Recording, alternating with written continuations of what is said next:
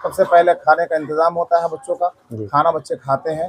खाने के बाद नमाज होती है। नमाज के बाद फिर बच्चों को सोने से पहले एक पाव तमाम बच्चों को दूध दिया जाता है मदरसे की तरफ से।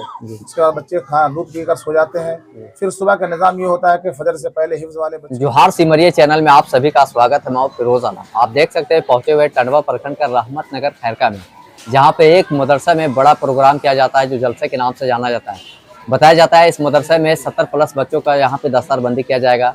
इसके अलावा बहुत दूर दूर से यहाँ पे चल के आलिम भी आ रहे हैं। आज हम जानने की कोशिश करेंगे अपने चैनल के माध्यम से। आप लोग देख सकते हैं वीडियो के माध्यम से कि जलसा के लिए जो है पूरा स्टेज को लोग यहाँ पे सजा रहे हैं। आइए हम बात करते हैं हमारे साथ कारी मुमताज साहब। सबसे पहले खुशामदीद है आपका हमारे चैनल में आप सभी को, और आपके माध्यम से हम जानने की कोशिश करेंगे कि इस प्रोग्राम जो हो रहा है यहाँ पे, इस प्रोग्राम के क्या आप नाम रखे हैं और कौन कौन सा आलिम यहाँ पे शिरकत फरमा रहे हैं। जी, अस्सलाम वालेकुम रहमतुल्लाहि व बरकातुहू। आपका चैनल जोहार सिमरिया का इस रहमत नगर में इस्तकबाल है जी। और इस बात की खुशी है कि आपके चैनल के माध्यम से ये जामियतुल शेख मोहम्मद आकिल अल मुहद्दिस के अंदर आज 29 अक्टूबर बुध को असर नमाज के बाद ये प्रोग्राम का आगाज़ होगा बाकायदा तरीके से जी। और अल्हम्दुलिल्लाह इस अज़ीमुश्शान जलसा दस्तार बंदी के इंतज़ामात की बात यदि करें तो आपको और आपके चैनल के माध्यम से मैं दूर दूर तक इस मैसेज को पहुंचाना चाहता हूं कि गर्चे मौसम ख़राब है, लेकिन मौसम ख़राब होने के बाद भी अराकिन मदरसा ने जो इंतज़ामात किए हैं अल्हम्दुलिल्लाह वो लाजवाब है, बाकमाल बेमिसाल है। अल्हम्दुलिल्लाह इंतज़ाम मुकम्मल हो चुका है जलसा दस्तार बंदी का, और अकाबिरीन जो मदू हैं आज के इस प्रोग्राम में उनकी भी शिरकत हो रही है। बहुत आ चुके हैं, आने वाले हैं, आ रहे हैं। इसलिए मैं आपके चैनल के माध्यम से तमाम शुरका हजरात को ये जानकारी देना चाहूँगा कि अगर मौसम आपको ख़राब लग रहा है तो आप बिला झिझक आप तशरीफ़ लाएँ, सारा इंतज़ाम है अल्हम्दुलिल्लाह। एक दूसरी जानकारी मैं आपके चैनल के माध्यम से साझा करता हूँ, शेयर करता हूँ कि जलसागाह के नज़दीक एक जामियतुल शेख के अहाता के अंदर जो बड़ी मस्जिद है अल्हम्दुलिल्लाह, काफ़ी लंबी चौड़ी मस्जिद है। इसके लिए मौसम को देखकर हम लोग काफ़ी मैंने नर्वस और कमज़ोर भी नहीं है। अगर खुदा न खास्ता कुछ ऐसा हुआ तो वहीं फ़ौरन जलसागाह के नज़दीक ही जो बड़ी मस्जिद है उसके अंदर ये प्रोग्राम इंशाअल्लाह होगा और प्रोग्राम कामयाब रहेगा इंशाअल्लाह। जैसा कि आप बताएं कि जितने भी यहाँ पे आलिम आ रहे हैं उनमें से सबसे फेमस है, उनके बारे में भी आप कुछ बताएं। मुल्क के मुअक्कर उलमाए किराम की तशरीफ आवरी इस अज़ीमुश्शान जलसा दस्तार बंदी प्रोग्राम में हो रहा है अल्हम्दुलिल्लाह। आप जानना चाहेंगे कि भाई इनमें से खास चेहरे, तो खास चेहरे में मैं आपको जानकारी दूं और जिनकी सरपरस्ती में आज का ये अज़ीमुश्शान प्रोग्राम का इनेकाद किया गया है वो है हजरत मौलाना सैयद मोहम्मद जाफर साहब जानशी शेखुल हदीस, हजरत मौलाना मोहम्मद सैयद आकिल अल मुहद्दिस और नवासा हजरत मौलाना मोहम्मद ज़करिया साहब रहमतुल्लाह अलैह व नायब नाजिम मज़ाहिर उलूम सहारनपुर यूपी। ऐसे ही जिनकी सदारत में आज का ये प्रोग्राम इनेकाद किया गया है हजरत मौलाना मुफ्ती मोहम्मद नूर तौहीद साहब, मोहतमीम जामिया रशीदुल उलूम चतरा व शेखुल हदीस जामिया रशीदुल उलूम चतरा, और इस मदरसे के सदर शूरा भी आप हैं।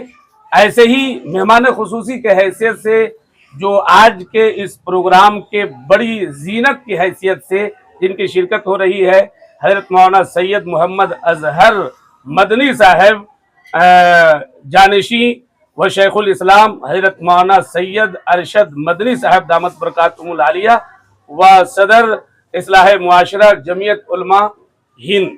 ऐसे ही आज के प्रोग्राम का मजबूत हिस्सा हजरत मौलाना कारी अब्दुल अजीज साहब उस्ताज तजवीद व क़िरात फलाह दारैन तरकेसर गुजरात से। ऐसे ही आज के इस प्रोग्राम में हजरत मौलाना मोहम्मद इब्राहिम साहब गजिया शेखुल हदीस व बानी जामिया दारुल एहसान बारडोली गुजरात से तशरीफ ला रहे हैं, और ऐसे ही हजरत मौलाना मुफ्ती अमीर अली साहब खलीफा हजरत अक़दस मौलाना सैयद मोहम्मद आकिल साहब व शेखुल हदीस व नायब व नाजिम आला मज़ाहिरुल उलूम सहारनपुर से तशरीफ आवरी इन हजरात की हो रही है। तो जी, शायर के रूप में आएंगे, वो कौन से होंगे? शायर के हैसियत से मैं आपको जानकारी दूं जी कि मुल्क हिंदुस्तान के जी मशहूर और मकबूल शायर जी हजरत मौलाना कारी मोहम्मद एहसान मोहसिन साहब और जो हैं ऐसे ही जनाब हजरत कारी निसार दानिश साहब, हजरत मौलाना कारी एहसान मोहसिन साहब ये मज़ाहिरुल उलूम सहारनपुर से आ रहे हैं और कारी निसार दानिश साहब जो लोहरदगा से तशरीफ ला रहे हैं। शायर के हैसियत से अल्हम्दुलिल्लाह बड़ी मकबूल और मारूफ नाम है इस हिंदुस्तान के अंदर इन शायरों का। अंसर और निजामत के लिए जी आज के इस अजीमुशान प्रोग्राम में जैसा कि हजरत मौलाना मुफ्ती कासिम साहब की तशरीफ आवरी हो रही है। ये रहने वाले हैं सहारनपुर से ही और हजरत मौलाना सैयद मोहम्मद आकिल साहब रहमतुल्लाह अलैह के साहबजादे हैं। इस मदरसे में कितने बच्चे इल्म हासिल कर रहे हैं? इस मदरसे के अंदर तकरीबन 250 बच्चे 250 बच्चे दीनी दुनियावी जी दोनों तालीमी प्यास को बुझाते हैं अल्हम्दुलिल्लाह। इस चैनल के माध्यम से सबसे छोटी उम्र के बच्चों की आप उम्र जानना चाहेंगे, भाई कितने उम्र के बच्चे का यहाँ एडमिशन होता है? जी तो उम्र जो कम से कम उम्र होना चाहिए वो 10 साल की उम्र होनी चाहिए। यानी कि जो यहाँ पे एडमिशन कराना चाहते हैं, यानी कि दाखिला बोला जाता है ना जी, जो बच्चे को यहाँ पे दाखिला कराना चाहते हैं तो कम से कम उसका मिनिमम शर्त है कि 10 साल का उम्र होना चाहिए। हाँ जी, 10 साल का उम्र होना चाहिए क्योंकि उसको तमाम तर जरूरियात, नहाना, कपड़ा धोना और जरूरियात पूरी करनी है। कुछ अगर ऐसी परेशानी हो तो मदरसा के जानिब से किया जाता है, लेकिन इतना तो उसके अंदर शऊर होना ही चाहिए।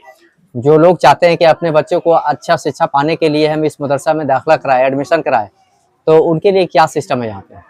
सबसे पहले तो उनका इस्तकबाल है। जी आप आइए और मदरसे के अंदर बच्चे को दाखिल करवाइए और दाखिल कराने के लिए जो शराइत उम्र की है वो जो मैंने आपको इससे पहले 10 साल की बात कहा, वो 10 साल की उम्र होनी चाहिए।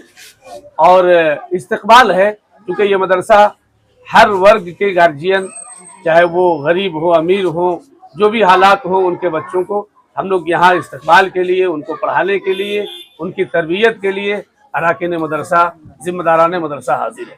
एडमिशन के लिए कोई एक मुकर्रर वक्त किया गया है या कभी भी ऑल टाइम, कभी भी 12 महीने में कभी भी लोग आकर के एडमिशन करवा सकते हैं? एक वक्त तो मुकर्रर है। क्या है वो वक्त? वो ईद के बाद जी 15 शव्वाल तक जी एक दाखिला का वक्त मुकर्रर है। जी यदि इस बीच में कोई बच्चा किसी बुनियाद पर कहीं दाखिल नहीं हो सका जी या कोई और ऐसी मजबूरी, बीमारी लाहिक हुई और कहीं दूसरी जगह नहीं जा सका, तो ऐसे बच्चों के लिए बीच में भी इजाजत है कि वो आकर के यहाँ दाखिला करा करके अपनी तालीमी प्यास बुझा सकते हैं। अपने चैनल के माध्यम से हम जानने की कोशिश करेंगे, जैसा कि आप यहाँ पे बताया कि 70 प्लस बच्चा को जो दस्तरबंदी बताया ना, कितना बताया? जी 69 बच्चों का 69 बच्चों का जो दस्तरबंदी, 70 बच्चों की 70 बच्चों का दस्तरबंदी आज होनी है। उनमें से कुछ बच्चों को आप दिखाना चाहेंगे आप? जी बिल्कुल, मेरे सामने एक छोटा सा बच्चा है जिन्होंने बहुत कम उम्री में जी। कुरान पाक हिफ्ज मुकम्मल किया है, जी। जो आपके सामने हाजिर है। क्या नाम हुआ? मोहम्मद अशरफ, मोहम्मद अशरफ। कहाँ के रहने वाले आप? बिहार के, बिहार कौन सा जगह? अररिया। अररिया से। तो आज आपका यहाँ पे दस्तरबंदी हो रहा है ना, जी कितना दिन से आप यहाँ पे पढ़ाई कर रहे हैं? 2 साल। 2 साल से पढ़ाई कर रहे हैं। इससे पहले आप कहाँ पढ़ाई करते थे? घर में। एक और स्टूडेंट है, इनसे भी हम बात करते हैं। क्या नाम हुआ आपका? मोहम्मद अल्तमश, मोहम्मद अल्तमश। कहाँ के रहने वाले आप? सिमरिया। सिमरिया। आपका अब्बू का नाम क्या हुआ? मोहम्मद इसराफिल। मोहम्मद इसराफिल। आपका भी आज दस्तार होना है यहाँ। जी आप कितना दिन से पढ़ाई कर रहे हैं यहाँ पे? 2 साल से। 2 साल से आप भी पढ़ाई कर रहे हैं। हम जानने की कोशिश करेंगे कि किस तरीके से बच्चे को यहाँ पे आप शिक्षा दिलाते हैं और जो यहाँ पे खाना पीना का जो व्यवस्था किया गया है वो किस टाइप पे होता है। अस्सलाम वालेकुम वरहमतुल्लाहि वबरकातुहू। मेरा नाम मोहम्मद शहाबुद्दीन हुआ और मैं आपके चैनल को वेलकम करता हूँ, इस्तकबाल करता हूँ। सबसे पहले हमारे यहाँ जो दाखिले का सिस्टम है वो कारी मुमताज़ साहब ने बताया कि कुछ थोड़े फीस होते हैं, उस फीस के माध्यम से बच्चों का दाखिला लिया जाता है। और उसमें वो कुछ शराइत है, जैसे आधार कार्ड का शराइत है, फ़ोटो की शराइत वगैरह है उसमें, और वो कुछ गार्जियन के आधार कार्ड के भी शराइत है, वो जमा होना लाजमी होता है। दूसरी बात ये कि हमारे मदरसे की तरफ से बहुत सारी फैसिलिटी बच्चों को दी जाती है। सबसे पहले ये कि हमारे बच्चों को वर्द ड्रेस दिया जाता है। उसके बाद बच्चों को खाने का निज़ाम में सबसे पहले जो सुबह का नाश्ता का निज़ाम है वो दिया जाता है। हलवा है और खिचड़ी वगैरह भी है, उसमें चना भी है ना। खाने में भी बहुत एहतमाम किया जाता है खाने का, ख़ास तौर से सब्ज़ी, हरी सब्ज़ी वगैरह का एहतमाम, हर ताज़ी सब्ज़ी हो इसके एहतमाम किया जाता है। उसके बाद असर के बाद, मतलब कि असर की नमाज़ 4 बजे 4:30 बजे जो होती है, उसके बाद ही मदरसे की तरफ से बच्चों को नाश्ता दिया जाता है। फिर मगरिब के बाद जब पढ़ाई शुरू होती है तो पढ़ाई के बाद फिर सबसे पहले खाने का इंतज़ाम होता है बच्चों का। खाना बच्चे खाते हैं। खाने के बाद नमाज होती है। नमाज के बाद फिर बच्चों को सोने से पहले एक पाव तमाम बच्चों को दूध दिया जाता है मदरसे की तरफ से। उसके बाद बच्चे दूध पीकर सो जाते हैं। फिर सुबह का निज़ाम ये होता है कि फजर से पहले हिफ्ज़ वाले बच्चे उठ जाते हैं और वो बाज़ाब्ता उस्ताद भी उठते हैं साथ में, और नमाज तहज्जुद वगैरह पढ़ते हैं। उसके बाद पढ़ने बैठ जाते हैं, सबक बच्चे को सुनते हैं। और उसके बाद फजर की नमाज़ होती है। फिर जो सिलसिला होता है नाश्ते का, फिर पढ़ाई का, वो सिलसिला शुरू हो जाता है। तो जैसा कि आप बताएं कि यहाँ पे सारा सिस्टम आप बता दें कि खाने का ये होता है, उसके बाद पढ़ाई का होता है। तो पढ़ाई में कौन कौन सा पढ़ाई यहाँ पे पढ़ाई में इसमें सबसे पहले तो दीनी तालीम की पढ़ाई जो होती है जी, है ना, अरबी है, दीनियात है, इस पढ़ाई होती है। हिफ्ज़ की पढ़ाई होती है जी, इस बार। अभी कुछ बच्चों के फारसी की पढ़ाई शुरू करवा रहे हैं जी, सबसे। और हिंदी इंग्लिश का बहुत ठोस और बहुत मजबूत निज़ाम है। यहाँ पे 3 टीचर हैं। कंप्यूटर की भी पढ़ाई शुरू होगी। जैसे कि कंप्यूटर आ चुका है, उसका अभी क्या नाम है, सिस्टम बैठा नहीं है, जिसकी वजह से चालू नहीं किया है, लेकिन कंप्यूटर आ चुका है। इंशाल्लाह हो सकता है कि जलसे के बाद वो निज़ाम बन जाए और सिस्टम शुरू हो जाए। यानी कि उर्दू के साथ साथ हिंदी इंग्लिश का भी आप यहाँ पे पूरा जी मजबूती के साथ पढ़ाई होती है। 2 टीचर हैं, एक हमारे टीचर रामगढ़ के हैं, ये क्या नाम है इंग्लिश वगैरह पढ़ाते हैं। एक और मास्टर है जो MA किए हुए हैं इंग्लिश से, वो भी हिंदी इंग्लिश वगैरह पढ़ाते हैं। वो इंग्लिश जो पढ़ाते हैं वो क्या मास्टर परवेज साहब नाम है। वो कहाँ से हैं? वो मिसरौल से रहने वाले हैं। अभी मौजूद यहाँ नहीं? अभी मौजूद नहीं है, वो गए हुए मेहमानों को लाने के लिए जी। और एक मास्टर हमारे सामने मौजूद है जी। और एक क्या नाम है कंप्यूटर जो टीचर है, वो अभी कुछ कहीं निकले हुए काम पर है मौजूद ही पे। तो यानी कि मौजूदा वक्त में आने वाला समय में कंप्यूटर का भी आपका यहाँ पे कोर्स चलेगा? जी हाँ, बहुत मजबूती से निज़ाम यहाँ कंप्यूटर का चलेगा, इंग्लिश का चलेगा, इंग्लिश स्पोकिंग का चलेगा। और आने वाले दिन में इंग्लिश मीडियम का भी हमारा निज़ाम है, तो वो चालू करूँगा इंशाल्लाह, बहुत जल्द चालू हो जाएगा वो भी। तो जैसा पे यहाँ पे आप कारी साहबुद्दीन साहब बताए कि यहाँ पे उर्दू, फारसी, इसके अलावा हिंदी, इंग्लिश और कंप्यूटर का कोर्स भी बहुत जल्दी आप यहाँ पे कराने वाले हैं ना। तो इसी के साथ हम जानने की कोशिश करेंगे इस मदरसा का जो स्थापना हुआ है वो कब हुआ है? 2009 में। 2009 में हुआ? जी हाँ, हम लोग जब यहाँ आए थे। संस्थापक कौन है इस मदरसा के? कारी मोहम्मद ज़ियाउद्दीन साहब मज़ाहिरी जी हैं क्या वो भी हैं, और हमारे बड़े भाई हैं जी। और मदरसे का रूह रवा वही है जी, जिम्मेदार है, उन्हीं के सींचे हुए हम लोग हैं सब। और 2009 में जब हम लोग मदरसा के लिए कोशिश किए थे और मेहनत करना शुरू किए थे, कि हम लोगों का इरादा हुआ था, मशवरा हुआ। जब मशवरा हुआ तो कारी ज़ियाउद्दीन साहब ने कई जगह देखी, और जगह देखने के बाद जब कहीं समझ में नहीं आया तो कुछ लोग हमारे यहाँ खास मानिंद लोग जो थे, जिम्मेदार हजरात थे, तो उनसे मैं मशवरा किया। तो वो लोग कहने लगे कि भाई आप हमारे यहाँ आइए, इंशाल्लाह आपको हम जगह भी देंगे और यहाँ बहुत बेहतर होगा। जब वो यहाँ आए, भाई आए, देखने लगे, देखने के बाद ये उनको बहुत अच्छा लगा कि हाँ यहाँ मदरसा कायम होना चाहिए। तो उस वक्त जब हम लोग मदरसा कायम किए थे, हमारे बराबर में मस्जिद है, मोहल्ले की मस्जिद है, उस मस्जिद में कॉर्पोरेट शीट में पहले एक बिल्डिंग बनाकर और उसमें हम बच्चों को रखना शुरू किए। और बहुत छोटी सी जगह थी। जब हमें दिक्कत होने लगी तो लोगों के मशवरे से, राय से, बहुत हालांकि मोहल्ले वाले ने बहुत मेहनत की इस मामले की कि ज़मीन दिलाई जाए इनको। तो उनकी मेहनत से, और सबसे इसमें क्या नाम है, उनका नाम ना लेना बेजा होगा, समझे, एक कुर्बान साहब हमारे यहाँ चचा हैं और एक अब्दुल अजीज साहब मरहूम दुनिया से गुजर गए। इन 2 हजरात की बहुत बड़ी मेहनत रही ज़मीन दिलवाने में, और अल्हम्दुलिल्लाह उन्होंने ज़मीन की मेहनत करी, और मेहनत करने के बाद ये ज़मीन हासिल हुई। और फौरी तौर पर जब बच्चों की तादाद बढ़ती चली गई, तब वो वहाँ से मुंतकिल करके यहाँ कॉर्पोरेट शीट पर बनाकर और बच्चों को रखना और खिलाना पिलाने का निज़ाम शुरू हुआ, पढ़ाई का निज़ाम शुरू हो गया। उसके बाद आहिस्ते आहिस्ते आप पीछे बिल्डिंग भी बननी शुरू हो गई और ये सारा सिरा हमारे कारी ज़ियाउद्दीन साहब को जाता है। एक बात और मैं बोलना चाहूंगा कि हमारे साथ शाना बशाना चलने वाले, हर बात का मशवरा देने वाले, खैर की बात करने वाले और जरा से भी कहीं ऊंच नीच हो तो उस पर फौरन बताने वाले कारी मुमताज साहब हर वक्त मेरे साथ रहे हैं और हर वक्त साथ दिए हैं। इनका बहुत शुक्रगुजार हूं मैं और आइंदा ये उम्मीद भी रखता हूं और कभी उम्मीद है मुझको कि हम लोग इसी तरह से गुजारते चले जाएंगे और मदरसे की तरक्की आहिस्ता आहिस्ता बढ़ता चला जाएगा, रफ्ता रफ्ता बढ़ता चला जाएगा इंशाअल्लाह। कारी शहाबुद्दीन साहब, आपसे जानने की कोशिश करेंगे। लोग बताते हैं कि चतरा जिला में एक ऐसा मस्जिद को आप तामीर करवा रहे हैं जो इस वक्त पूरा चतरा जिला में वैसा मस्जिद नहीं है, तो इस बारे में आप क्या कहते हैं और कब से इस मस्जिद को आप काम शुरू करवाए थे? अल्हम्दुलिल्लाह ये मस्जिद तो वाकई बड़ी है, इसमें कोई शक नहीं है जी।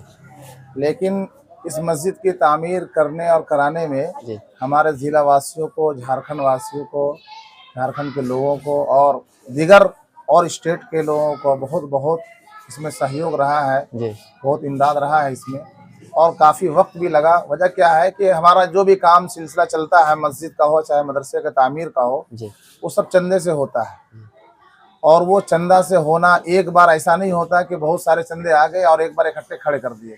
इसलिए उस मस्जिद की तामीर करने में लगभग 9 साल लगा। 9 साल लगा और उसमें काफ़ी खर्च भी हुआ है। लोगों का मशवरा ये हुआ कि उतनी बड़ी, शुरू में तो ये बात आई कि उतनी बड़ी मस्जिद ना बनाई जाए, है ना।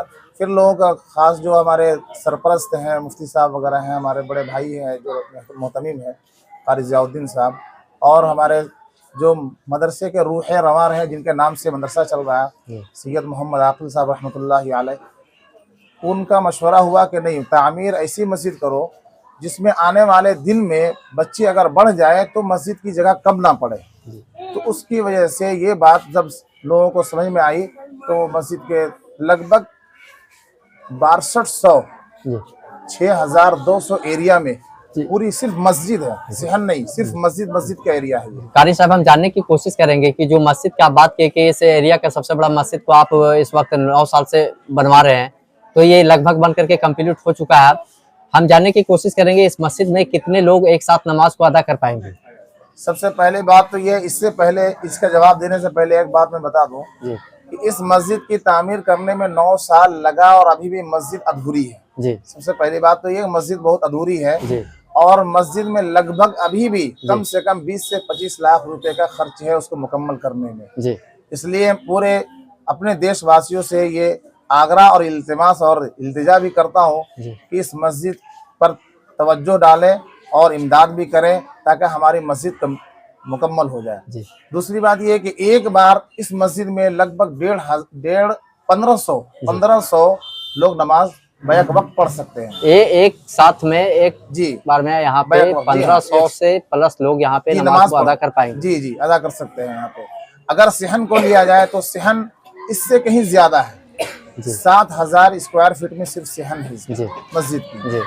इसलिए इससे दुगना अगर जो एक्स्ट्रा आदमी हो जाए, लोग ज्यादा मजमा हो जाए तो आराम से नमाज लगभग काफी लोग पढ़ सकते हैं।